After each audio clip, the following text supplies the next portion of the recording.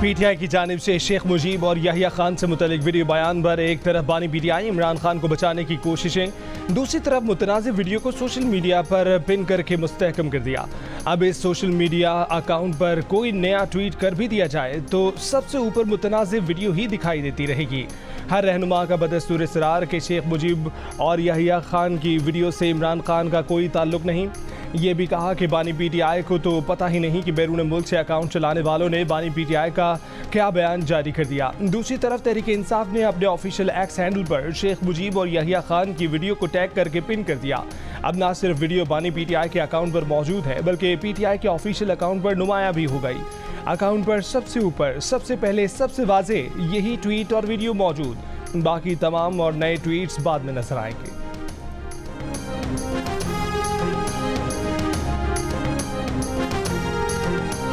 कभी आपको 9 महीने मिल जाता है खेलने के लिए, अब आपको हमीदुर रहमान कमीशन की रिपोर्ट मिल गई है खेलने के लिए। कोई हद है यार।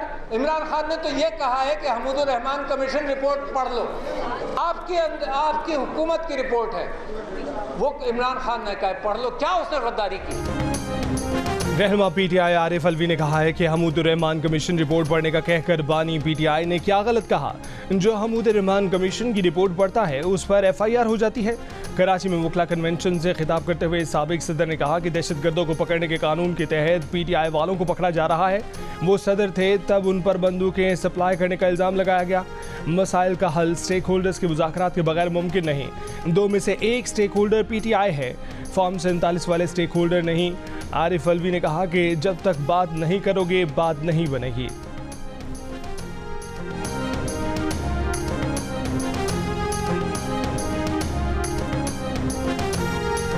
बात करें, सियासी बात करें, सियासी मुकदमा सामने रखें, मगर जब मकसद आपका सियासत ना हो तो फिर हम क्या करें? ये तो कुछ हमें समझ नहीं आती। जब एक पार्टी कहे कि मैंने सियासत करनी ही नहीं और आप पूछे फिर आपने क्या करना है तो खामोश हो जाएं और घूरना शुरू कर दें, तो फिर आप बताइए क्या किया जाए? बगावत को छोड़ें मगर थोड़ा तनाव में तो कमी करें। कोई जबान, कोई गुफ्तार, कोई ट्वीट, कम से कम टीवी पे आके कहते हैं हमारा इससे कोई ताल्लुक नहीं। ज़ैन कुरैशी ने आके भांडा फोड़ दिया। उसने कहा कि इमरान खान की मर्जी के बगैर कुछ नहीं होता। इमरान खान साहब फिर लत्तां ते खलोवो, फिर जरा हिम्मत करे। फिर मैं जवाब नहीं देता, मैं मेरे वकील बुला ले, मैं फिर जवाब दूंगा, फिर ये नहीं चलेगा। वफाकी वज़ीर मुसद्दिक मलिक का तहरीक इंसाफ से बानी पीटीआई का ट्वीट हटाने का मुतालबा। कहा कि बगावत को छोड़ें, तनाव तो कम करें, ट्वीट तो डिलीट करें, सियासी बात करें, लेकिन अगर मकसद ही सियासत ना हो तो हम क्या करें? सेनेटर इरफान सिद्दीकी ने कहा कि हमीदुर रहमान कमीशन रिपोर्ट पढ़ने या पढ़ाने में कोई हर्ज नहीं। हर्ज इस नीयत और जहनी फतूर में है कि जो 53 साल बाद जाग उठा है। पीटीआई ने 4 साल के इक़्तिदार में रिपोर्ट की तशहीर क्यों नहीं की? आज भी वक्त है कि पीटीआई रिपोर्ट को खैबर पख्तूनख्वा के तालीमी इदारों के निसाब का हिस्सा बनाकर तस्कीन कर ले। वज़ीर इत्तलात पंजाब अज़मा बुखारी ने कहा कि बानी पीटीआई हिम्मत पकड़ें और कहें कि उनका मकसद वही था जो उन्होंने ट्वीट में कहा।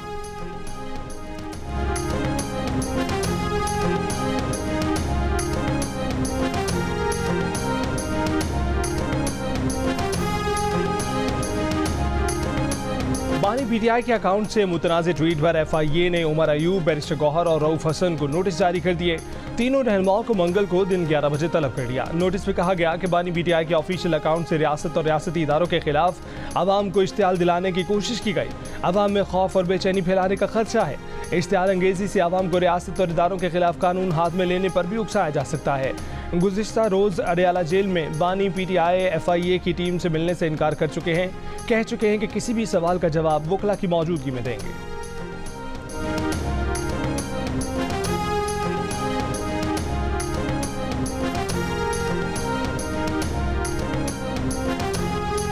ट्वीट को ऑन भी नहीं कर रहे हैं और डिलीट भी नहीं कर रहे हैं। तो लिहाजा इस किस्म का रवैया जो माज़िमीन का रहा है कि जब वो टेस्टर लगाते हैं और फिर कहते हैं हमने 9 मई भी नहीं किया और ये काम भी नहीं किया। आज आपने क्या किया अपने ट्विटर हैंडल? आपने अपनी गलती भी की। आप उनकी आज सफाइयाँ पेश कर रहे हैं कि आपने ट्विटर हैंडल से अपनी वो ट्वीट डिलीट किया आज तक। एक तरफ पीटीआई अपने बानी के ट्वीट से इजहार लाताल्लुकी कर रही है, रहनुमा सफाइयाँ पेश कर रहे हैं। दूसरी तरफ मुतनाज़िर ट्वीट अब तक डिलीट नहीं हुआ। गवर्नर खैबर पख्तूनख्वा फैसल करीम गुंडी ने कहा कि तहरीक इंसाफ का रवैया चोरी और सीना जोरी का है। 9 मई के जिम्मेदारों को हर सूरत कैफर किरदार तक पहुँचाना होगा। 9 मई के एक मुलजिम को तो वज़ीर आला खैबर पख्तूनख्वा बना दिया गया।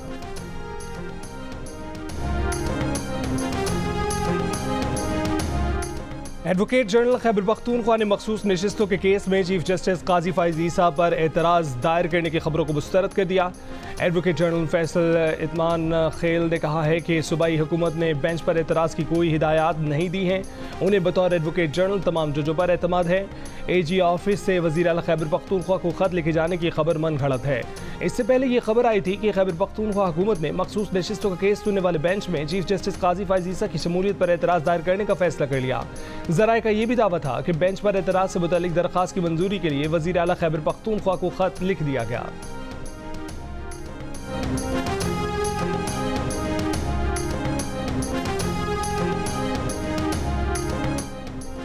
PTI ने खैबर पख्तूनख्वा हुकूमत का फैसला मुस्तरद कर दिया। काजी फैज़ ईसा तहरीक इंसाफ के केसेस से अलग हों।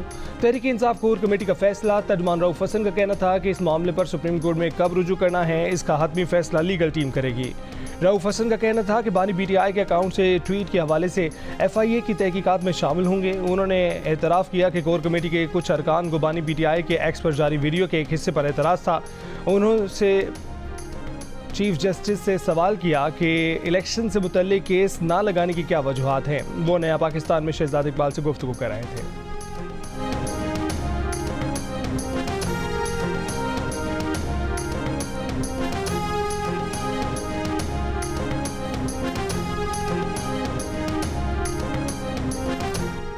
भारतीय इंतखाबात के एग्जिट पोल्स के मुताबिक नरेंद्र मोदी की बीजेपी ये इलेक्शन भी भारी अक्सरियत से जीत जाएगी। लोकसभा की 543 नशिस्तों में से मोदी को 350 से ज़ायद नशिस्तें मिलने का इम्कान। केरला में भी बाएं बाजू के इत्तेहाद की शिकस्त की पेशगोई। मगरबी बंगाल में भी मोदी को पहले से ज़्यादा नशिस्तें मिलने का इम्कान। कांग्रेस के इंडिया इत्तेहाद को 125 से 160 तक नशिस्तें मिलने की तवक्को। विफाक में अक्सरियत के लिए 272 नशिस्तें दरकार। इलेक्शन कमीशन की जानिब से नताइज का ऐलान मंगल से होगा।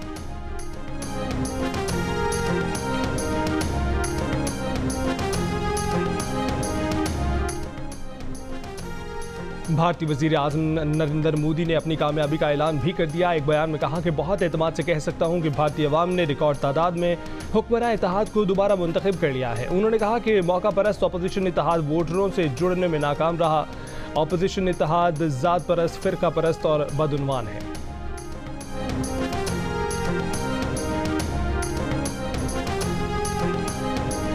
नैब तरामीम केस की बराह रास्त समात को सियासी पॉइंट स्कोरिंग के लिए इस्तेमाल किया जा सकता है। इसलिए समात बराह रास्त नशर करने की दरख्वास्त रद्द की जाती है। सुप्रीम कोर्ट ने 30 मई की समात का तहरीरी हुक्मनामा जारी कर दिया। अदालत ने करार दिया कि सियासी सरबराह को सुनने की कार्रवाई बराह रास्त दिखाने में इसे सियासी मकासद के इस्तेमाल का खदशा रहता है, जैसा कि उसी दिन की कार्रवाई में साबित भी हुआ जब इमरान खान ने आम इंतखाबात पर जुडिशल कमीशन बनाने की बात की जो इस केस से मुतल्लिक नहीं थी। खैबर पख्तूनख्वा हुकूमत का समात बराह रास्त नशर ना करने को तासुब करार देना भी गलत है, क्योंकि सिर्फ बहुत कम केसेस को बराह रास्त नशर किया गया। ऐसी मिसालें भी मौजूद हैं कि केसेस को शुरू में बराह रास्त नशर किया गया लेकिन इंसाफ के मुफाद में उसे बंद कर दिया गया।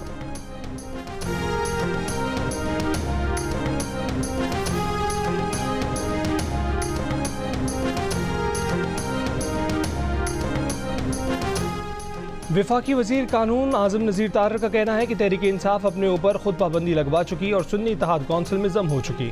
PTI ने इंट्रा पार्टी इलेक्शन भी नहीं कराए। लाहौर में सहाफ़ी से गुफ्तगू में बोले कि आज़ादी इजहार का गलत इस्तेमाल नहीं होना चाहिए, हदूद मुतय्यन होनी चाहिए। बजट में आम आदमी को रिलीफ मिलेगा। अक़लियतों के हकूक़ से मुतल्लिक सेमिनार से खिताब में कहा कि आदम बर्दाश्त का कल्चर बहुत तकलीफ देह है। मुआशरे और समाज में रवैयों की तब्दीली ज़रूरी है।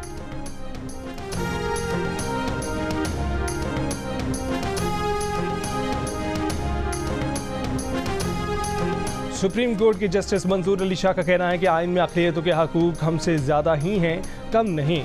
आइन में अक़लियतों को इजाफी तहफ़्फ़ुज़ दिया गया है। दुनिया का वाहिद परचम पाकिस्तान का है जिसमें अक़लियतों की नुमाइंदगी है। हमें मुआशरे में रवादारी को बढ़ाना होगा, बकाए बाहमी को फ़रोग़ देना होगा। जस्टिस रिटायर्ड तसद्दुक़ हुसैन जिलानी अक़लियती हकूक़ से मुतल्लिक़ सेमिनार से खिताब में कह रहे थे कि अदलिया को आज सबसे बड़ा मसला मज़हबी क़दामत पसंदी का है। रियासत चलाने वालों को बुनियादी हकूक़ का तहफ़्फ़ुज़ करना चाहिए।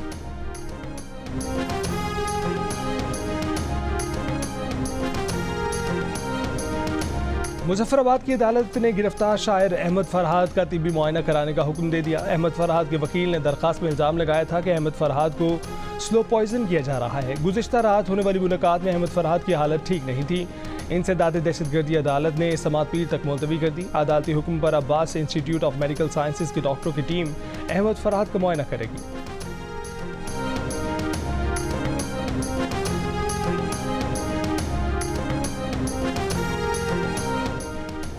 पुलिस के अमूर में सियासी मुदाखलत खत्म करा दी, अब पुलिस परफॉर्म करे। वज़ीर आला पंजाब मरीम नवाज ने साफ बता दिया। अमन व अमान से मुतल्लिक इजलास में कहा कि पुलिस कुर्बानी भी दे रही है मगर काली भेड़ें भी मौजूद है।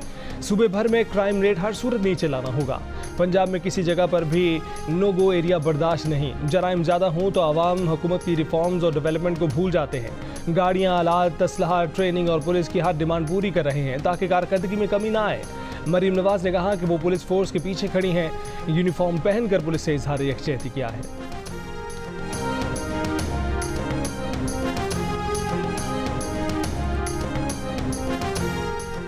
मुल्क के बेशतर शहरों में हीट वेव, गर्मी की शिद्दत बरकरार। दादू, लाड़काना, सिब्बी, तुरबत में पारा 49 डिग्री रहा। सक्कर और बहावलपुर में दर्जा हरारत 47, नवाबशाह, सरगोदा, साहिवाल, जेहलम, डेरा गाजी खान और मुल्तान में 46, हैदराबाद और फैसलाबाद में 45, गवादर और बन्नू में 44, मिट्टी में 43 डिग्री सेंटीग्रेड रिकॉर्ड किया गया। कराची में 37 डिग्री की गर्मी 44 की लगी। लाहौर में 41 डिग्री की गर्मी 44, पेशावर और इस्लामाबाद में 38 डिग्री की गर्मी 40 डिग्री की महसूस हुई।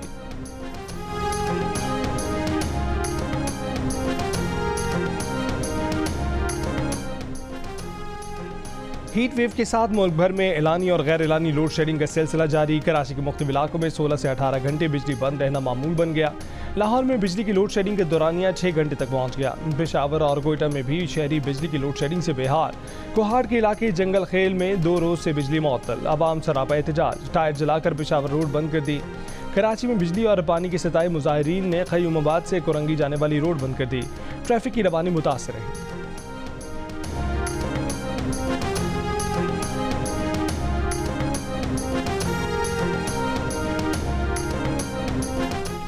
बिजली 3 रुपये 76 पैसे फी यूनिट महंगी। नेपरा ने बिजली से माही एडजस्टमेंट की मद में महंगी की। जून में 1 रुपये 90 पैसे, जुलाई और अगस्त में 93 पैसे फी यूनिट वसूल किए जाएंगे।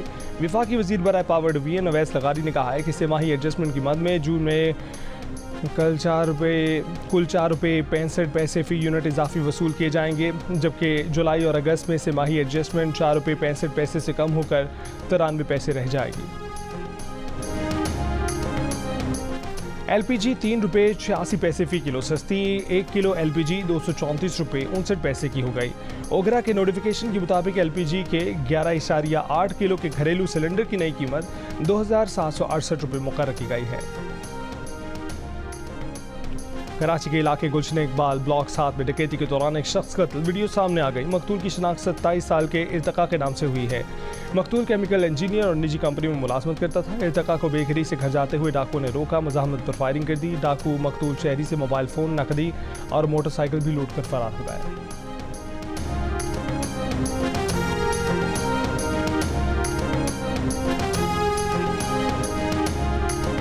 कराची के अस्पताल में जेर इलाज हैदराबाद सिलेंडर धमाके के मजीद 2 जख्मी चल बसे। जाम बहक अफराद की तादाद 9 हो गई। जेर इलाज 14 जख्मियों में 8 की हालत तशवीशनाक। हैदराबाद में वाक़े के बाद आज भी फसा सोगवार। इलाके में कारोबार और दुकानें बंद। मेयर हैदराबाद से इस्तीफा देने के मुतालबे पर मबनी बैनर्स लगा दिए गए।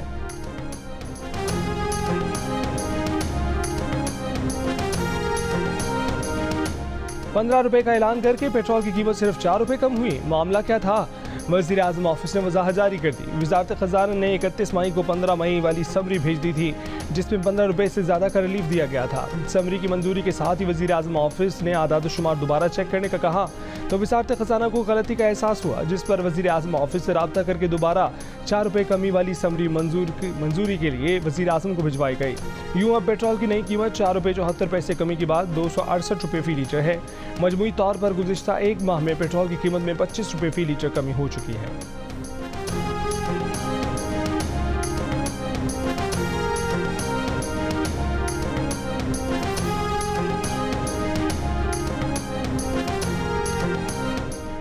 गर्मी की बाइस मुख्तलिफ मकामात पर जंगलात में आग। नक्याल आज़ाद कश्मीर में जंगलात में रात से लगी आग पर अब तक काबू ना पाया जा सका। सैकड़ों पुराने और नए दरख्त जल गए। जंगली हयात को नुकसान का खदशा। लोअर दीर के जंगल में लगी आग पर 5 रोज़ बाद भी काबू नहीं पाया जा सका। मकामी लोगों को महफूज मकामात पर मुंतकिल कर दिया गया। आग लगने से 80 एकड़ तक जंगल जल चुका। इस्लामाबाद में मारगला की पहाड़ियों पर लगी आग पर काबू पा लिया गया। आग फैसल मस्जिद के अकब में गांदिया गांव और नेवल हेडक्वार्टर्स के करीब गांव की पहाड़ियों पर लगी थी।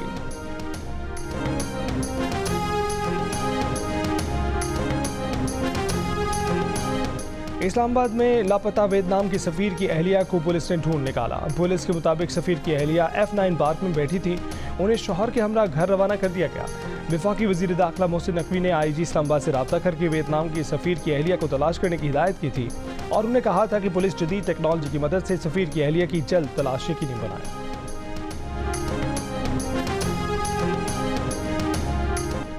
नौ शहर 9 मैदान, 55 मैच और 20 टीमें। T20 वर्ल्ड कप शुरू होने से 6 घंटे से भी कम वक्त रह गया। अमेरिका और वेस्ट इंडीज में होने वाले मेगा इवेंट का पहला मैच अमेरिका और कनाडा के दरमियान खेला जाएगा। पाक भारत टाकरा 9 जून को होगा। सर्च इंजन गूगल भी क्रिकेट के रंग में रंग गया।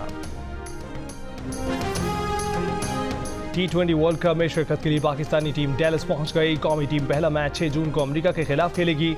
वेस्ट इंडीज, न्यूजीलैंड और पपुआ न्यू गिनी की टीमें भी गयाना पहुंच गई। टीमों का रिवायती सकाफती अंदाज में इस्तकबाल किया गया। वेस्ट इंडीज और पपुआ न्यू गिनी का मैच 2 जून को शेड्यूल्ड है।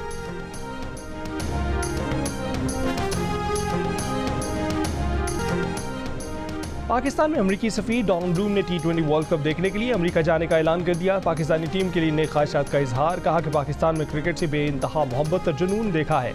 पाकिस्तान और अमेरिका दोनों ही खेलों के लिए मोहब्बत रखने वाले मुल्क हैं। उम्मीद है कि मैच दिलचस्प होंगे।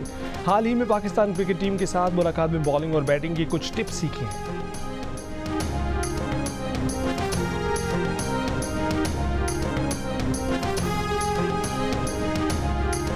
पाकिस्तानियों की बचत और सरमायाकारी की सलाहियत में वाज़ेह इजाफा। सितंबर 2023 से अब तक 11% बढ़ी, 4% से 15% पर आ गई। बचत में नाकामी का कहने वाले पाकिस्तानियों की शरह में कमी 96% से 85% हो गई। इप्सॉस पाकिस्तान ने कंज्यूमर कॉन्फिडेंस सर्वे की दूसरी तिमाही की रिपोर्ट जारी कर दी। घर या गाड़ी जैसी बड़ी खरीदारी के लिए भी पाकिस्तानियों के एतमाद में इजाफा हुआ। शरह 2% से 7% पर पहुँच गई। गैर यकीनी का इजहार करने वालों की शरह 5% कमी के बाद 93% रिकॉर्ड की गई। मुस्तकबिल में मुल्की और खुद की मुआशी सूरत हाल में बेहतरी पर पाकिस्तानियों की मायूसी बरकरार। 51% ने अगले 6 माह में मुल्क की मईशत, जबकि 48% ने खुद की माली सूरत हाल में कोई बेहतरी न आने का कहा।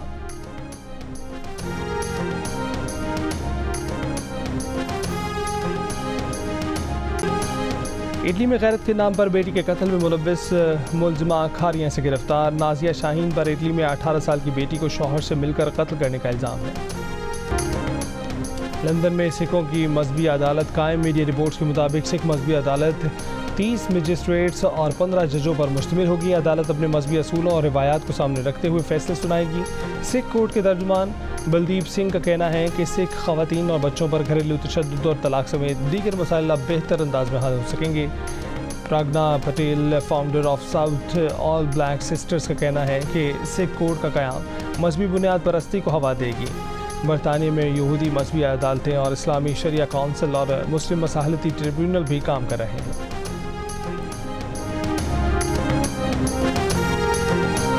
वापस आ रहा है न्यू एंड इम्प्रूव फॉर्मूले के साथ। क्रिकेट पर होंगे भरपूर और खतरनाक तक और HMH कप में टकराएंगे हम सब। आपके सवालात भी होंगे हमारे साथ। तो 1 जून से लेकर वर्ल्ड कप के फाइनल तक रोज रात 11:05 पर मैं और मेरा पूरा पैनल होगा लाइव जियो न्यूज। हेलो ताबिश भाई, हारना मना है में जगह है क्या? वहाँ तो होगी। क्रिकेट और एंटरटेनमेंट का सबसे बड़ा मेला सबसे बड़े चैनल पर माहिरीन की सबसे बड़ी टीम के साथ। देखिए हारना मना है में इस बार ताबिश हाशमी को इमामुल हक, अहमद शहजाद और इमरान नज़ीर के साथ 1 जून से पूरे T20 वर्ल्ड कप के दौरान रात 11 बजे सिर्फ जियो न्यूज़ पर।